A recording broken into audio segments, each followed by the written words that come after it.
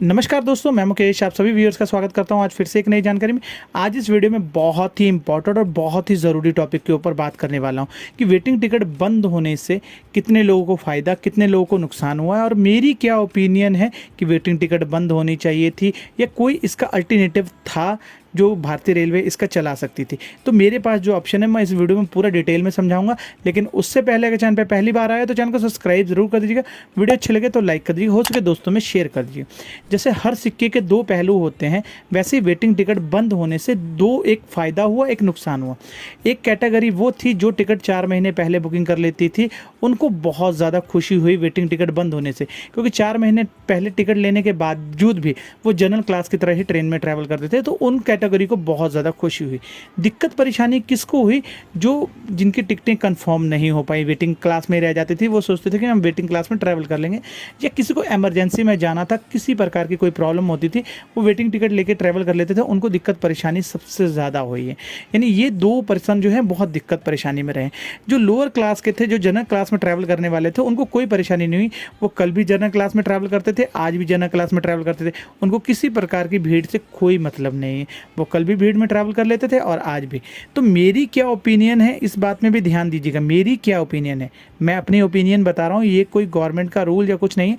मेरी क्या ओपिनियन है कि वेटिंग क्लास बंद होनी चाहिए थी या नहीं होनी चाहिए थी। मेरे हिसाब से वेटिंग क्लास बंद हुई, बहुत अच्छा है, लेकिन भारतीय रेलवे इसका अल्टरनेटिव भी ला सकती थी। अल्टरनेटिव ये होना चाहिए था कि स्लीपर क्लास में, सिर्फ स्लीपर क्लास में, मैं बाकी किसी क्लास की बात नहीं कर, स्लीपर क्लास में एक अल्टरनेटिव होना चाहिए था।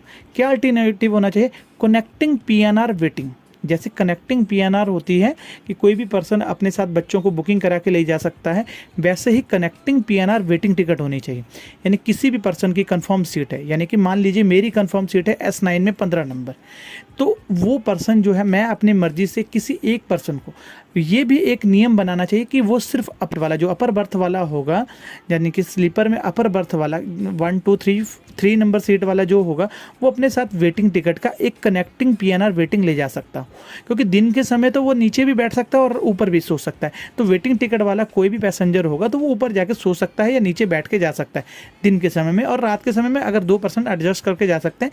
तो एक कनेक्टिंग पीएनआर वेटिंग की ऑप्शन देनी चाहिए थी भारतीय रेलवे को, डायरेक्टली बंद नहीं करनी चाहिए थी। हाँ, अपर सीट वाले को एक कनेक्टिंग पीएनआर वेटिंग देनी चाहिए थी कि वो अपनी मर्जी के साथ अपने किसी भी दोस्त या कोई भी अगर जाने वाला है तो उसको वेटिंग के साथ अपने साथ ले जा सकता है, कोई दिक्कत परेशानी नहीं होनी चाहिए। ये मेरा मानना है, ये भारतीय रेलवे का मानना नहीं। यानी वेटिंग डायरेक्टली बंद नहीं करनी चाहिए थी। जिनको इमरजेंसी में किसी को जाना है तो वो अपने किसी भी कंफर्म व्यक्ति, जिसकी कंफर्म सीटें हैं 2 या 3 सीटें हैं, 6 सीटें हैं, तो उनको एक वेटिंग अलाउ कर देनी चाहिए थी कि वो अपने साथ अपने एक वेटिंग पैसेंजर को ले जा सकता है, उनको कोई दिक्कत परेशानी नहीं होनी चाहिए। तो ये जानकारी आपको कैसी लगी, मेरा सुझाव आपको कैसा लगा, हमें कमेंट में ज़रूर बताइएगा। अगर आपके पास भी कोई सुझाव है तो हमें कमेंट में ज़रूर बताइएगा, और ऐसे इन्फॉर्मेटिव वीडियोज़ के लिए चैनल को सब्सक्राइब जरूर कर दीजिएगा।